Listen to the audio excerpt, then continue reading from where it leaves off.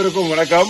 நம்முடைய மாண்புமிகு தமிழ்நாடு முதலமைச்சர் அவர்கள் அறிவித்திருக்கக்கூடிய எனது குப்பை எனது பொறுப்பு நகர்ப்புற மக்கள் தூய்மை இயக்கம், இந்த திட்டத்தினுடைய செயல்பாடுகளாக மக்களை தேடி மக்கள் வசிக்கக்கூடிய பகுதியிலே ஒவ்வொரு மாதமும் 2வது சனிக்கிழமை 4வது சனிக்கிழமை நாம் அனைவரும் சென்று அந்த பகுதியிலே தீவிர தூய்மை பணி மற்றும் டெங்கு நோய் ஒழிப்பு நடவடிக்கை, மக்கும் குப்பை மக்காத குப்பை பிரித்து தர வேண்டியதனுடைய அவசியம், பிரித்து தர சொல்லி வேண்டுதல் போன்ற பணிகளை நாம் இந்த 34வது கூட்டத்திலே சேலம் மாநகராட்சியிலே கடந்த 28 மாதங்களாக நாம் தொடர்ந்து செய்து கொண்டிருக்கின்றோம். இன்றைக்கு வள்ளிநகர் அதனை சார்ந்த பகுதிகள் மற்றும் ஐயாசாமி பசுமை பூங்கா ஆகிய பகுதிகளிலே இந்த பணிகளை மேற்கொள்ள இருக்கின்றோம்.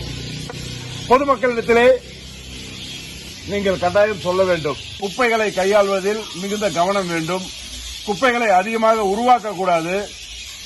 உருவாகக்கூடிய குப்பைகளை மறுசுழற்சி செய்து அதை பயன்படுத்தக்கூடிய வகையிலே நாம் பிரித்து தர வேண்டும்.